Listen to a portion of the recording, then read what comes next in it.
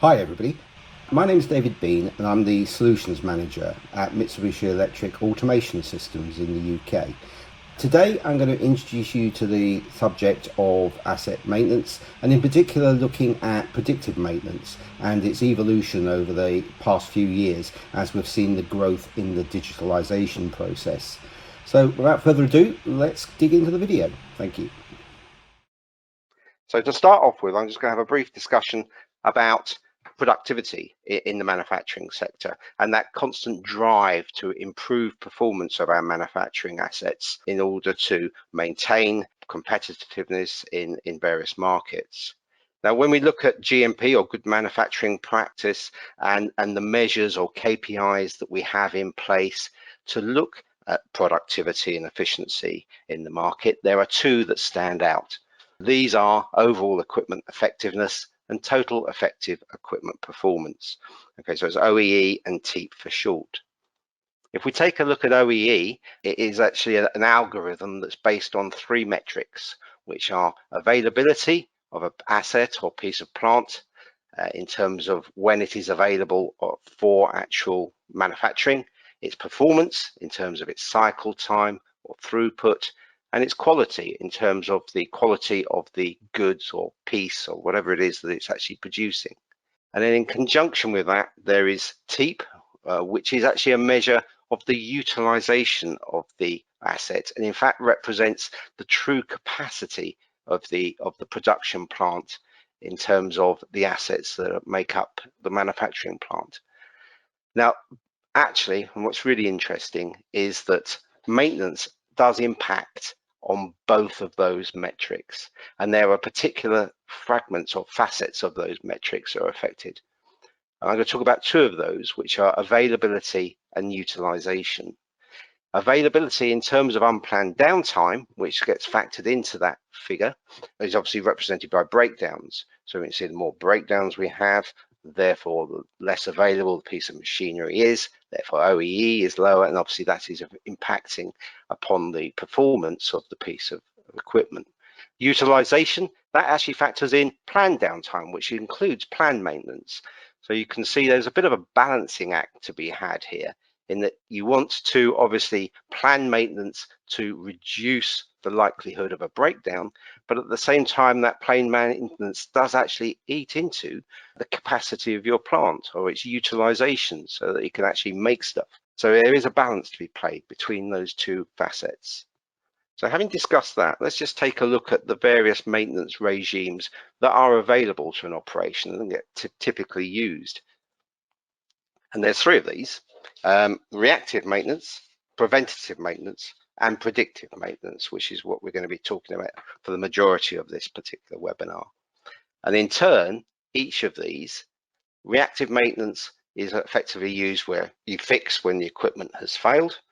Preventative maintenance is where you set up a scheduled or periodic maintenance, which is really done to try and reduce the chance of failure of the piece of machinery. And finally, predictive maintenance, which is where we use analytics to try to predict a failure ahead of that failure so that we can react and plan accordingly. Now, each of those has a different play on those two metrics that I've previously introduced. And if I take each of those in turn, in terms of reactive maintenance, that has a negative impact, obviously, on the availability of the plant. You're running a piece of equipment until it breaks, effectively, before you look to actually maintain it. And therefore, the planned or available time for it to manufacture has been reduced. The second one, preventative maintenance, looks to remedy against that by, obviously, it increases availability. You're using a periodic maintenance regime to reduce the chance of failure. But as such, you're actually taking away from the utilization of the piece of machinery. You're eating into its capacity to be able to produce something. So there's a negative impact there. And thirdly, we look at predictive maintenance, and actually that improves your availability. You're trying to assess or analyze or predict a failure ahead of time. So you only look to actually provide some sort of maintenance activity when it's needed. So it's not being done on a periodic basis. It's done on a when it's required basis. and therefore there's an inference there that that would increase or provide you with a better utilization of your asset.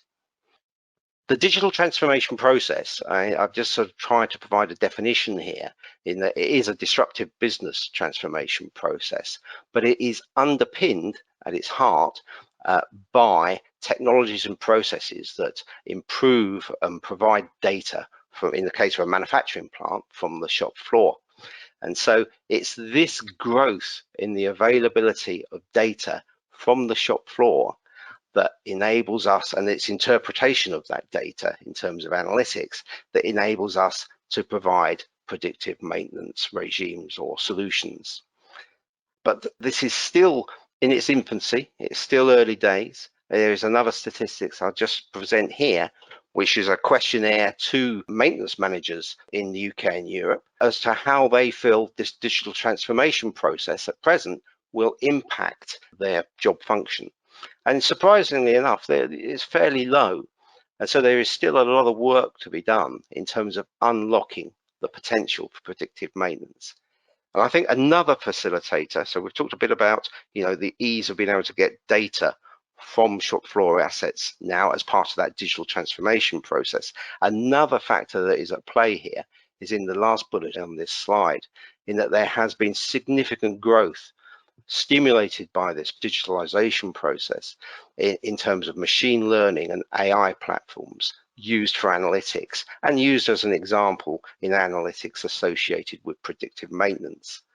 Again, my last statistics for today. Here is the expected growth in predictive maintenance market through the application of AI and machine learning platforms.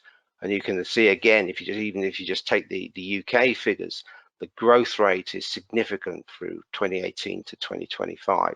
And Mitsubishi Electric itself has a part to play in that I'll come on to later. So having just briefly talked about the role of digital transformation and digitalization in predictive maintenance, let's just define what predictive maintenance actually is. And I've got a definition on the screen here, and I will actually just read this out because I think it's quite succinct and to the point and really does demonstrate what we're looking to achieve. Predictive maintenance utilizes data collected from each machine based on its normal pattern of operation or performance. Any minute changes or inconsistencies with the baseline data detected by sensors will lead to subsequent alerts so that operators can reasonably predict the necessity for maintenance work. This way, any damage or fault remains isolated, so other parts remain unaffected and total equipment failure is avoided. So there's a definition, and one of the things that brings out and addresses is the fact that we're looking at data. Now, what data? What is it in particular that we're looking at, and what is it we want to measure in able to predict the failure of a piece of machinery or plant? And that is the key part of predictive maintenance. Underpinning predictive maintenance is a term called condition-based monitoring, and it's finding the right condition to monitor in order to be able to predict the health of a piece of equipment or an asset. And to date, there have been a number of leaders in this field, or leading condition-based monitoring parameters that we look at in order to predict the health of equipment. I've listed these here on the slide, and in turn, just running from left to right, it's vibration, fluid analysis in terms of rheological properties of a fluid and perhaps particulate presence within the fluid, and infrared thermography. If you take each of those in turn, they lend themselves to specific types of application or plant or assets. So we use vibration condition-based monitoring in the case of rotating machinery or moving parts. We use fluid rheology in the example looking at oil viscosity in the case of gearboxes or compressors. And we use infrared thermography when we're looking at things like electrical circuits in terms of the heat generated. So they're the three conditions that typically that the industry has used to date in identifying and using predictive maintenance. So when we're looking at this data, what is it we're looking at for that particular condition? What is it we're looking to find? And now here I've got a graph on the screen of the typical machine operating life cycle, where we're sort of representing failure rate on the y-axis and time along the x-axis. And it's a typical flattened U shape where often in terms of failure rates, the two ends of the spectrum are where you typically get most failures. So in the early stages of the operating life cycle of the piece of equipment, perhaps through its installation or commissioning, the failure rates are higher. And then there obviously has a lifetime where the asset is working according to requirement. And then it comes to a point where there is a degradation in the performance of the asset. And what we're doing with condition-based monitoring is trying to identify as early on as possible that point where the asset starts to degrade so that we can plan accordingly. One of the things that's done as part of preventative maintenance is we do some lifetime calculations, and so we know that effectively after a certain number of hours run, perhaps we should perform maintenance, but that doesn't really reflect the individual operation of a piece of machinery, and so therefore that may change, and predictive maintenance gives us a better way of understanding that point where degradation starts to occur so that we can react accordingly. But this is not the end of the journey. This is still an ongoing process, and the evolution of asset management does continue. And okay, I've spoken about these three sort of maintenance regimes and how really from left to right they present an improvement within maintenance regimes.